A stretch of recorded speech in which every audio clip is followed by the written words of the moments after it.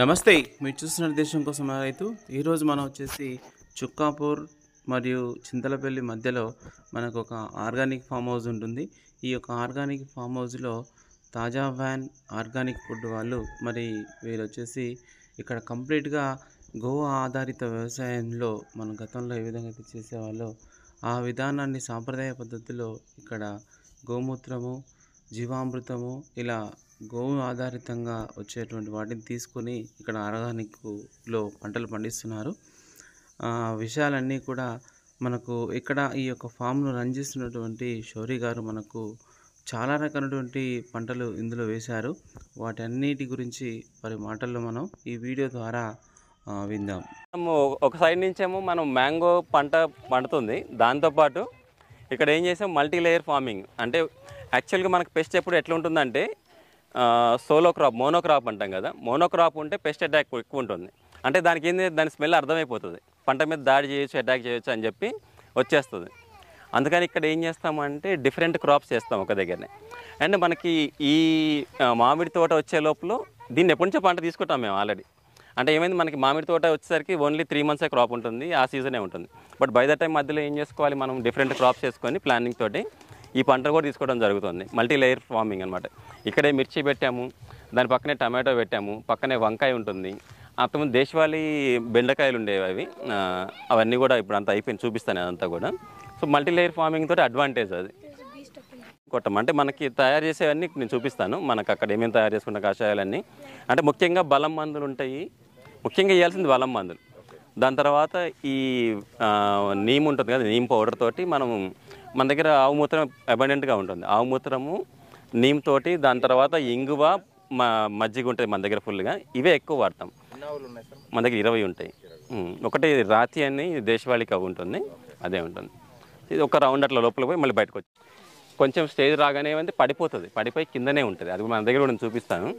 కానీ ఈ విధంగా టమాటా మీరు చూడండి, టమాటాని ఈ విధంగా స్టేకింగ్ చేసుకుంటే ఏమవుతుందంటే 3-4 months వచ్చే క్రాప్ మనం 8 months అయినా కంటిన్యూస్గా మనం క్రాప్ తీసుకుంటూ ఉండొచ్చు. అడ్వాంటేజ్ అది. అందుకని స్టేకింగ్ చేసుకోవాలి టమాటాని. అండ్ ఆ టమాటా కూడా హెల్తీగా ఉంటుంది. అంటే మనకి తొందరగా పాడైపోవటము, మనకి ఎక్కువ డ్యామేజ్ కూడా ఉండదు. ఈ టమాటో హైబ్రిడ్ వెరైటీ, కానీ ఇది నాటులాగానే ఉంటుంది. మనకు అప్పుడు నారు అంత టైం లేదు కాబట్టి దీన్ని హైబ్రిడ్ పెట్టాం. నాటి కింద నేను చూపిస్తాను. మన దగ్గర 4-5 రకాల టమాటాలు ఉంటాయి. సీడ్ మనమే తయారు చేసుకొని పెట్టుకుంటాము. మీరు నర్సరీ చూసారు కదా మీరు, అక్కడ మీరు చూడలేదు, ఇప్పుడు వచ్చారు. అక్కడ నర్సరీ చేసుకొని మనమే పెట్టేస్తాము. అంటే మనకి ఫామ్లో ఏది కూడా వేస్ట్ చేయకూడదు, మనం ప్రతి ప్లేస్ని యూటిలైజ్ చేసుకోవాలి. దానికోసం మేము చేసిన ప్లాన్ ఏంటంటే ఆ కర్రలకు పాతేసి ఆ సన్న మెష్ ఉంది కదా, ఆ మెష్ పెట్టేసి ఆ చిక్కుడు పెట్టేసాము అక్కడంతా, తీగ అంతా కూడా. సో అక్కడ మనకి తీగ జాతి చిక్కుడు, ఇప్పుడు బయట చూస్తే మనకు అంతా కూడా పొద చిక్కుడు అంటుంది. మన దగ్గర చూపిస్తాను నేను. సో ఇక్కడ చిక్కుడు మనం ఒక పంట తీసుకోవడం జరుగుతుంది. అంటే ఏంది, మనం అక్కడేమి పెద్ద మనం ఎఫర్ట్స్ పెట్టాల్సిన అవసరం లేదు. ఒక సైడ్ క్రాప్ మెయింటైన్ చేయడం వల్ల యాక్చువల్గా మనకి పెండల్స్ మెయింటైన్ చేయాలంటే మనకి రీపర్స్ కోసం చాలా ఖర్చుతో కూడుకున్నది. ఆ రాళ్ళు పెట్టాలి, ఆ తీగలు కట్టాలి, చాలా ఖర్చుతో కూడుకున్నది. ఇది చాలా ఎకానమీ మోడల్. ఇది చాలా కర్రలు పెట్టేసామా, ఇదంతా మీకు ఒక 200 పెట్టేస్తే ఈ తీగ per kilo దొరికిపోతుంది. చాలా చాలా డెడ్ చీప్. ఇది ప్లాస్టిక్ అంతా చీపే కదా నవ్ డేస్. సో ఇది చాలా తక్కువ రేట్లో ఉంటుంది. ఈ విధంగా మొత్తం క్రాప్ అంతా అట్లా చూసుకుంటే మొత్తం రౌండ్ అంతా పెట్టేసాం మేము. చిక్కుడు మొత్తం యాక్చువల్గా కర్రలు కరెక్ట్గా కట్టలేదు, అక్కడ పడిపోయినాయి. అక్కడ చూస్తే మీకు కనిపిస్తుంది ఆ చిక్కుడు, ఆ కర్రలు పడిపోయినాయి. దానికి కొంచెం సపోర్ట్ సిస్టమ్ కరెక్ట్ లేదు, అక్కడ బరువు ఎక్కువైపోయి పడిపోయినాయి అవి. సో ఈ విధంగా మనము యూటిలైజ్ చేసుకోవడం, మ్యాక్సిమం యూటిలైజేషన్. ఫార్మింగ్ అంటే మ్యాక్సిమం యూటిలైజేషన్ చేసుకోవాలి. పెద్ద అక్కడి నుంచి ఇక్కడ దాకా అంత పెద్ద ఎఫెక్ట్ ఏమి ఉండదు, అంత దూరం కూడా అది స్ప్రెడ్ అవ్వదు. ఉన్న వెరీ మినిమల్ ఉంటుంది బాటిల్, వెరీ మినిమల్.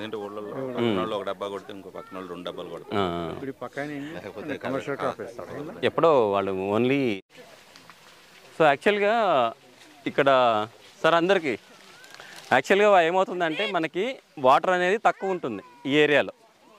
వాటర్ అనేది గ్రౌండ్ వాటర్ చాలా లిమిటెడ్. వాటర్ తక్కువ ఉండటం వల్ల ఏం చేస్తామంటే అన్ని బోర్లను కనెక్ట్ చేసి ఇక్కడికి పంప్ చేస్తాం.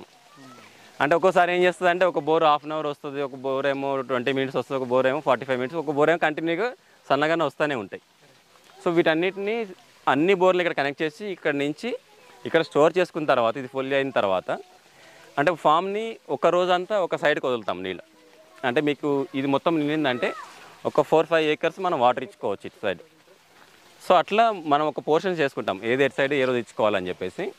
సో ఇది ఒకటి. అండ్ దీంతో ఇంకో అడ్వాంటేజ్ ఏంటంటే మన గోశాల కనిపిస్తుంది కదా, గోశాల దగ్గర మన అన్ని కషాయాలు అవి ఇవి అన్నీ ఉంటాయి మనకి. అంటే మన ప్లాంట్స్ కావాల్సిన న్యూట్రిషన్స్ ఇవన్నీ ఉంటాయి అక్కడ. జీవామృతాలు, పంచగవ్యాలు, పుల్లటి మజ్జిగ ఇట్లాంటివన్నీ తయారు చేసుకుంటాం కదా, వాటన్నిటికి కూడా కనెక్షన్ ఇక్కడ ఉంది, దీంట్లోకి వస్తాయి. అక్కడ ఫిల్టర్ అయిపోయి ఇక్కడికి వస్తాయి.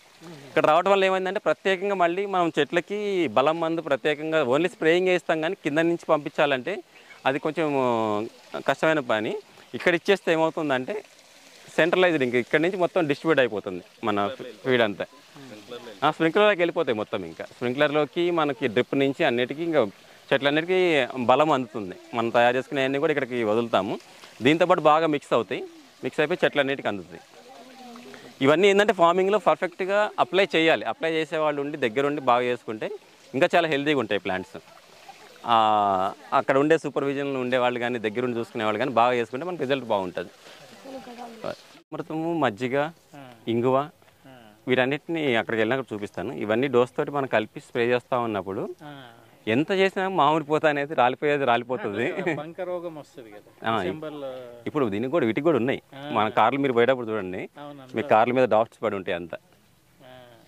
దాని తేనె మంచు అంటాము. ఆ తేనె మంచు అది డ్రాప్స్ రిలీజ్ చేస్తూ ఉంటాయి. కాకపోతే ఎక్కువ లేకుండా ఉండాలి, తక్కువ మొత్తంలో ఉండాలి అది. మా సైడ్ ఏంటంటే ఇక్కడ కొంచెం లేట్ అయింది. ఇది మనం ఫ్రూట్ ఫ్లై పెట్టకపోతే బూడిద గుమ్మడికాయ ఇది. ఇప్పుడు ఇక్కడ ప్రాబ్లం ఏం జరిగిందంటే ఇప్పుడు మనం చేసేటప్పుడు వ్యవసాయంలో టైం టు టైం మెయింటైన్ చేయకపోతే ఇక్కడ ఫ్రూట్ ఫ్లై ట్రాప్ పెట్టలేదు. మీరు చూడండి, అది పెట్టినవి ఎప్పుడో ఉన్నాయి, అవి పెట్టలేదు. పెట్టకపోవడం వల్ల పండుగ వస్తుంది. పండుగ వచ్చేసి మొత్తం ఎట్లా కొట్టేస్తుంది. ఇది ప్రాబ్లం. అందుకని అవే కాకుండా పండు ఈగది ఉంటుంది కదా, ఫ్రూట్ ఫ్లై ట్రాప్స్ అంటాం, అవి పెట్టాలి. రెగ్యులర్గా వేప కషాయాలు స్ప్రేయింగ్ కరెక్ట్గా కొట్టాలి. వారానికి ఒకసారి వేప కషాయాలు స్ప్రేయింగ్ ఉంటుంది కదా, ఖచ్చితంగా కొట్టాలి. ఫ్రూట్ ఫ్లై ట్రాప్ పెట్టాలి, వేప కషాయాలు స్ప్రేయింగ్ కొట్టాలి. అయితే అట్లేం ఉండదు. అంటే ఇది మొత్తం దాన్ని వాడాం కదా, 200 లీటర్లు. ఇది దేశీ కాదు. దీని విత్తనాలను మొత్తం మాయం చేశారు. అసలు దీనికోసం ట్రై చేస్తున్నాము. ఇదంతా హైబ్రిడే. ఇక్కడ చూస్తే మీకు ఇది కూడా చూడండి, పండుగ ఎఫెక్ట్ ఇట్లా మొత్తం మీకు రాకముందే మొత్తం అది ఆ పైన డ్యామేజ్ చేసేస్తుంది, మొత్తం తినేస్తుంది. పండుగ రావద్దంటే చాలా స్ట్రిక్ట్గా ఉండాలి కషాయాలు. దాని తర్వాత ఆ పండుగ పెట్టి నేను ఇంతకుముందు చూపించాను చూడండి, అక్కడ మీరు అప్పుడు రాలేదా, పండుగ ట్రాప్స్ పెట్టాలి. ఇక్కడ మీరు ఆర్గానిక్ ఫార్మింగ్లో ఇప్పుడు మనమేమో ఏమి ఇక్కడ మందులు కొట్టాం కదా, పక్కన వాళ్ళంతా మందులు కొడతారు. అవన్నీ అక్కడ ఉండలేక ఇక్కడికి వచ్చేస్తాయి. అదొక పెద్ద థ్రెట్. చాలా బాగా వచ్చేసారు ఇక్కడ మళ్ళీ మీకు కుందేళ్ళు, దాని తర్వాత నెమళ్ళు, ఇన్ని ప్రాబ్లమ్స్ ఉంటాయి కదా. ఎట్లా పాడైపోయిందో అంటే కొంచెం స్ట్రిక్ట్గా ఫాలో అయితే ఈ ప్రాబ్లమ్స్ కూడా ఉండవు. ఆర్గానిక్ ఫార్మింగ్లో స్ట్రిక్ట్గా రూల్ ప్రకారం వీక్లీ 2 ట్రైస్ మనకి స్ప్రేయింగ్లు జరగాలి. ఒకటి బలం మందు జరగాలి, ఒకటి పురుగులు కంట్రోల్ చేసేది వేప కానీ ఇవన్నీ, ఆవు మూత్రం కానీ ఇవన్నీ కలిపి. దాంట్లో ఖచ్చితంగా ఇంగువ మాత్రం ఖచ్చితంగా వాడాలి. ఈవెన్ బలం మందులో కూడా ఇంగువ వాడాలి. ఇంగువ వాడితే ఏమవుతుందంటే అది న్యాచురల్ ప్రమోటర్, గ్రోత్ ప్రమోటరు. ఏ మొక్క అయినా మన దగ్గర ఇంగువ అన్ని చూపిస్తా, ఇంగువ కూడా ఉంటుంది. బలం అంటే ఇప్పుడు ఏంటిది, ఎన్పికేలు కావాలి. దాని తర్వాత వాటికి మైక్రో న్యూట్రియన్స్ ఉంటాయి, బోరాను, జింక్. మన దగ్గర కూడా అన్ని చేసుకుంటున్నాం కదా. అన్ని సైంటిస్టులు ఇప్పుడు NIPHM వాళ్ళు ఉంటారు కదా, national institute of plant and health management, వాళ్ళని టెస్ట్ చేసి వీటిలో కూడా ఇప్పుడు మనం వర్మీ కంపోస్ట్ చేస్తాము. దాంట్లో వర్మీ వాష్ వస్తుంది. ఆ వర్మీ వాష్లో కూడా 8 రకాల మైక్రో న్యూట్రియన్స్ ఉన్నాయని వాళ్ళే ప్రూవ్ చేశారు కదా. సో అవి స్ప్రే చేస్తే సరిపోయింది కదా. దీంతోపాటు మనకు తెలిసి కొంచెం మజ్జిగ వాడుకోవచ్చు. ఆవు మూత్రంలో మనకి యూరియా ఉంటుంది, ఇది ఈజ్ ప్రూవ్డ్. మన ఆవు మూత్రంలో కూడా యూరియా ఉంటుంది, ఆ తక్కువ మోతాదులో ఉంటుంది కదా. అన్నీ ఉన్నాయి, కానీ మనం కొంచెం స్ట్రిక్ట్గా వాడుకోవాలి. అంటే ఆర్గానిక్ ఫార్మింగ్ ఇది మనకు కొంచెం టైం పడుతుంది. ఆ సాయిల్ మనకి అలవాటు అయ్యి మనం అర్థం చేసుకొని ఆ రిపీట్ అయ్యి మనకు అంత పూర్తిగా అర్థమయ్యేంత వరకు కొంచెం టైం పడుతుంది. అప్పుడు దాకా ఓపికగా కొంచెం తక్కువ మొత్తంలో చేసుకుంటా ఉంటే మనకు అర్థమైన తర్వాత కొంచెం ఎక్కువ మొత్తంలో చేసుకోవచ్చు. ఇప్పుడిప్పుడే స్టార్ట్ అయింది ఫ్లవరింగ్. ఇది పొడుగు వంకాయ. అది యాక్చువల్గా మన వంకాయ చెట్లు చూసుకుంటేనేమో పొట్టిగా ఉంటుంది, హైబ్రిడ్ చిన్నగా ఉంటుంది, ఆకులు కూడా చిన్నగా ఉంటాయి. ఈ దేశవాళీ వంకాయ మనకి విత్తనం తెప్పించి పెట్టడం జరిగింది. ఆకు చూస్తే మీకు అసలు ఇది చూడండి ఎంత పెద్దగా ఉందో, అరిటాకు లాగా ఉంది. విత్తనాలు మీరే తయారు చేసుకుంటారు? ఇవి మన నెక్స్ట్ ఒకసారి విత్తనం అయిందంటే ఇవి వచ్చాయని మనకే కదా విత్తనాలు. ఇంక దాంట్లో ఉన్న బ్యూటీ అదే దేశవాళీ దాంట్లో. సో దీంతో మనం పచ్చడి, ఇప్పుడు మీరంతా ఇప్పుడు టమాటా పచ్చడి తిన్నారు కదా బ్రేక్ఫాస్ట్లో, దీంతో పచ్చడి పెట్టుకున్నా కూడా అంతే అద్భుతంగా ఉంటుంది. ఆ టమాటో ఈ వంకాయ వేసుకుంటే. కొంచెం ఎలర్జీస్ అంటారు కదా వంకాయ అంటే, వీటి వల్ల ఎలర్జీస్ ఉండవు. ఎందుకంటే ఇది ఎప్పటి నుంచో పుచ్చులు రాకుండా మనము చెప్పాను కదా, మళ్ళీ పుచ్చులు అనేది మళ్ళీ అగైన్ మనం వాడే స్ప్రేయింగ్లు అన్నీ కరెక్ట్గా ఉండాలి. దీంట్లో అంటే పొడుగు వంకాయలు ఉన్నాయి, పొట్టి వంకాయలు ఉన్నాయి, ఇది తెల్లవి ఉన్నాయి. దీంట్లో కొంచెం కలర్ వంకాయలు అటు పక్కన ఉంటాయి. దాని తర్వాత ఇంకా దీంట్లో కూడా డిఫరెంట్ వంకాయలు ఉన్నాయి. ఇక్కడ ఇది తెల్లది, ఇదిగో పచ్చగా ఉంది కదా, ఇదే యాక్చువల్లీ ఇది ఇంకా బాగా వస్తుంది పంట.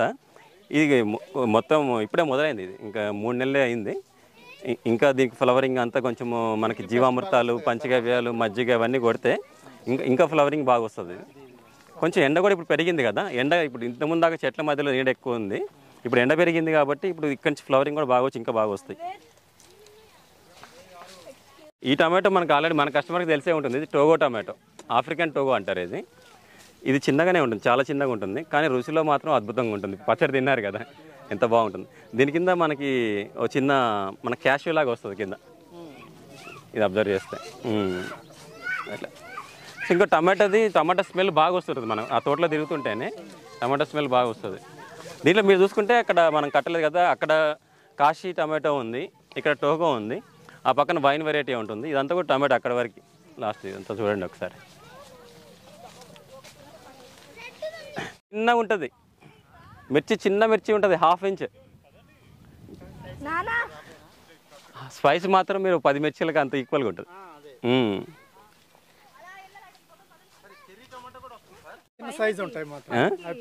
అవి మేడం చెప్తున్నారు చూడండి, పైకి వెళ్తున్నాయి చూడండి, అక్కడే ఉన్నాయి. అవి మిర్చి కిందకు ఉంటాయి, ఈ మిర్చి పైకి ఉంటాయి. ఇవన్నీ చూడండి.